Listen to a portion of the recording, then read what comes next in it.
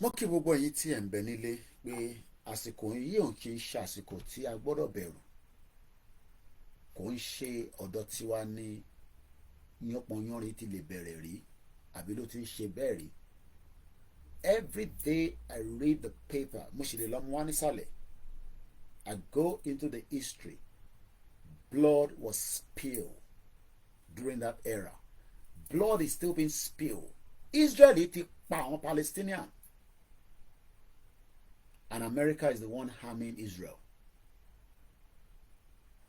Why should we allow blood to flow when Tinubu, that we thought is intelligent, can stop it? He wants to avoid it, and that means kí lẹ sọ pé you can have your cake, ẹ bá mi tún kọ again, you can have your cake and kini. Tinubu will be the last president of the Federal Republic of Nigeria.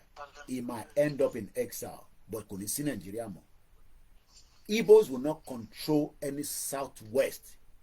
If Nigeria breaks, we will fight them to the last man standing. We will push them back.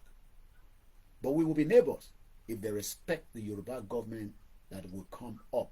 Because if the whole shenanigans happen, the end of Nigeria is there, and we should be ready to push in as a Yoruba government to start exactly what we want to do.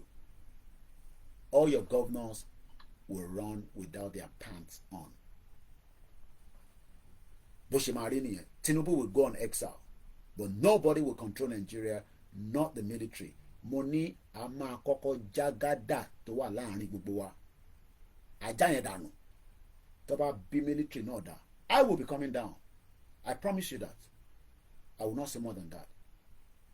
I will be coming down shoulder to shoulder with Oloye Igboho, shoulder to shoulder with whoever cares to defend and protect that land from the Igbos, the Fulanis, the Lebanese, the Americans, and whoever that cares will know that we are not joking. Eléyìí ti kọjá ìgbà kìíní kan, ìyẹn mo ṣe ń béèrè pé when was the last coup? Ẹ̀gbọ́n sókè bàbá mi. Ẹ kú ṣé Mr. Koiki.